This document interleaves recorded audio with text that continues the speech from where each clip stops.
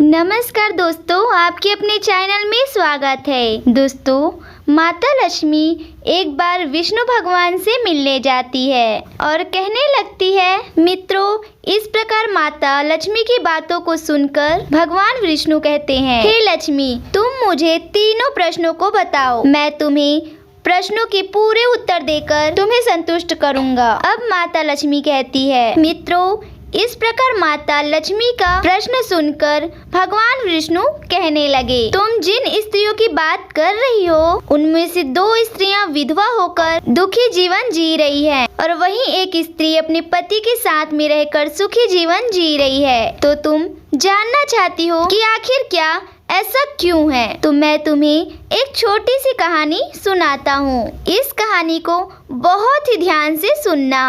आधी अधूरी कहानी को सुनने वाले को आधा अधूरा ही ज्ञान प्राप्त होता है, जो जीवन में कभी काम नहीं आता, क्योंकि तुम्हारे तीनों प्रश्नों के उत्तर इसी छोटी सी कहानी में समाये हुए हैं। यदि तुमने ध्यान से सुना तो तुम्हारे तीनों प्रश्नों के उत्तर तो अवश्य मिलेंगे और तुम्हें संतुष्टि प्राप्त होगी। तो मित्रों, माता लक्ष्मी कहती है, तो मित्रों, कहानी शुरू करने से पहले मेरा आप सभी से अनुरोध है कि आप हमारे YouTube चैनल को सब्सक्राइब अवश्य करें और कहानी के अंत तक बने रहें, क्योंकि आज की कहानी आपके लिए बहुत ही महत्वपूर्ण होने वाली है। तो चलिए आज कुछ नया सीखते हैं। भगवान विष्णु कहते हैं, हे लक्ष्मी, सबसे पहले मैं उस स्त्री की कहानी सुनाता हूँ जो सुहागन बनके सुखी जीवन जी रही है। जिस सुहागन स्त्री की तुम बात कर रही हो वह स्त्री एक राजा की नौकर की पत्नी है और जिस नौकर की वो पत्नी है उस पत्नी को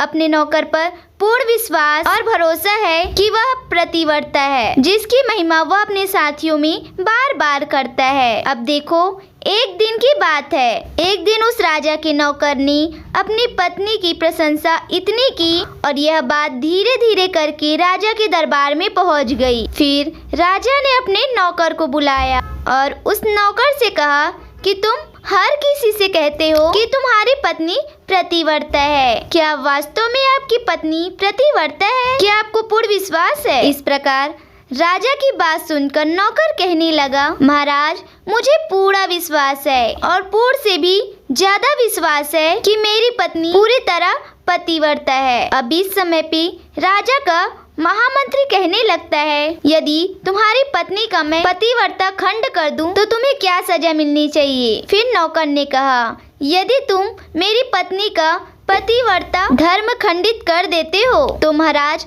मुझे फांसी लगा देना। अब उधर वह राजा का नौकर भी मंत्री से कहता है, यदि महाराज यह मेरी पत्नी का प्रतिवर्ता खंड नहीं कर पाए तो इनको सजा क्या मिलनी चाहिए? तो राजा ने कहा, मंत्री को भी फांसी की सजा दी जाएगी। फिर भगवान विष्णु कहते हैं, लक्ष्मी मंत्री ने स्वीकार कर लिया और नौकर से पूछा कि क्या वस्तु लाऊं जिसे तू माने कि मैं तुम्हारी पत्नी का धर्म खंडित करने में सफल हुआ?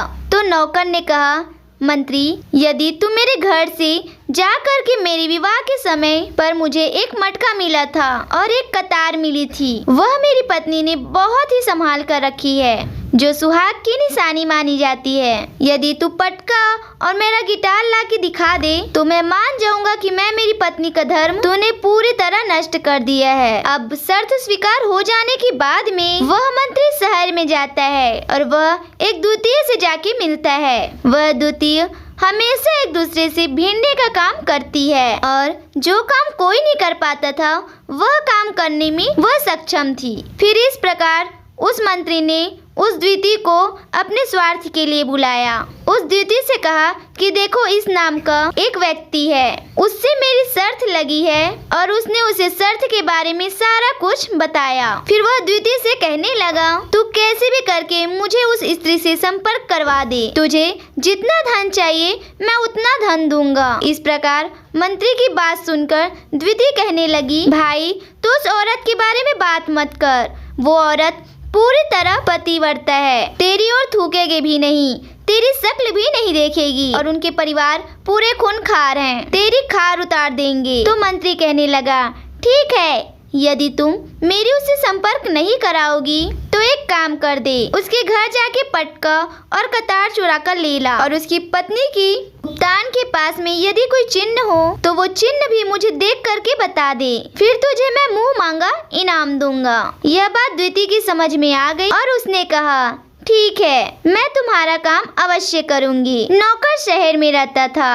द्विति नौकर के घर जाती है और उसकी पत्नी से जाके बोलती है, बेटी मैं तुम्हारे पति की बुआ हूँ, मैं कई वर्षों के बाद आई। फिर उस स्त्री ने कहा, मैंने आपको कभी पहले देखा नहीं, इसलिए पहचान नहीं पाई।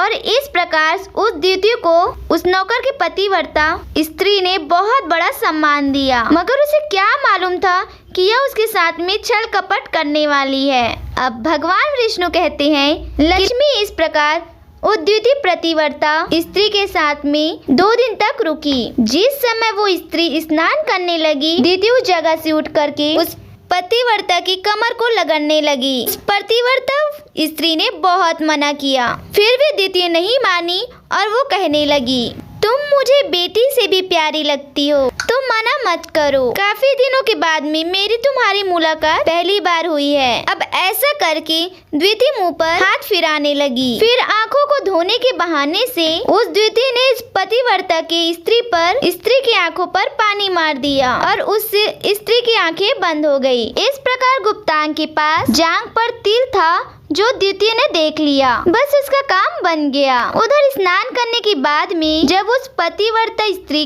रसोई में खाना बना रही थी तो द्वितीय को मौका मिल गया और उसने पटका और करतार उस नौकर के घर से चुरा ली और वहां से एकदम से भाग गई और जाकर के उस द्वितीय ने पटका और कतार उस मंत्री को दे दिए और उस पतिव्रता की जांघ पर तिल की निशानी भी बता दी। मंत्री सीधा राजा के दरबार में पहुंचा और राजा से कहा, महाराज मैं नौकर की पत्नी के साथ में 2 दिन बिताकर आया हूँ और पटका तथा कतार उसी के हाथों से लेकर आया हूँ। फिर तो राजा ने दरबार लगाया और नौकर को बुलाया तथा महामंत्री की सभा में पटका और कतार नौकर को दिखाने के लिए कहा। फिर राजा की आज्ञा पा करके उस मंत्री ने उस नौकर को पटका और कटार दिखाई और उस पत्नी की जांघ पर तिल भी बताया तो नौकर भी मान लिया कि वास्तव में मेरी पत्नी ने अपनी पतिव्रत धर्म पूरी तरह से भंग करवा लिया। भगवान विष्णु कहते हैं कि लक्ष्मी, फिर तो राजा ने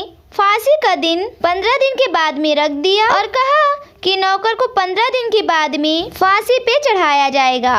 और इस प्रकार से नौकर से उसकी अंतिम इच्छा पूछी तो नौकर ने कहा कि मैं अपनी पत्नी से आखिरी बार मिलना चाहता हूँ। इस प्रकार उस राजा ने उस नौकर को आज्ञा दी कि ठीक है, तुम अपनी पत्नी से मिल सकते हो। फिर नौकर अपने घर गया और अपनी पत्नी से कहा कि आपने मेरे साथ बहुत बड़ा विश्वासघात किया है। मैंने आपके विश्वास पर मंत्री से ऐसी शर्त लगाई थी कि राजा के दरबार में राजा के सामने मैंने कहा था कि मेरी पत्नी का पतिव्रत धर्म कोई नष्ट कर दे तो मुझे फांसी लगा देना। अब मुझे 15 दिन के बाद में फांसी लगा दी जाएगी। मेरे साथ विश्वासघात करके तुमने ठीक नहीं किया। उस पतिव्रता स्त्री ने अपने पति को सारी बात बताई मगर उसे विश्वास नहीं हुआ। फिर नौकर राजा के दरबार में पहुंचा तो फिर उसे कैद में डाल दिया। अब उधर नौकर की पतिव्रता धर्म पत्नी परमात्मा को याद किया और अपने भेष बदल करके राजा के दरबार में गई और राजा से नाच दिखाने की आज्ञा मांगने लगी, क्योंकि वह स्त्री बहुत ही सुंदर थी और राजा बहुत शौकीन होते हैं। इसीलिए राजा ने आज्ञा दे दी कि सभी मंत्री आकर के उपस्थित होकर इस सुंदर स्त्री का नाच करवाने की पूरी व्यवस्था करें। फिर भगवान विष्णु कहते हैं कि लक्ष्मी, फिर तो सब मंत्री महामंत्री राजा दरबार में स्थित हुए और फिर उस नौकर की धर्म पत्नी ने जब नाचना शुरू किया तो राजा को उस स्त्री का नाच बहुत ही सुंदर लगा और फिर राजा ने कहा कि तुम मुझसे क्या मांगना चाहती हो? तुम जो भी मुझसे मांगना चाहोगी मैं वही दूंगा।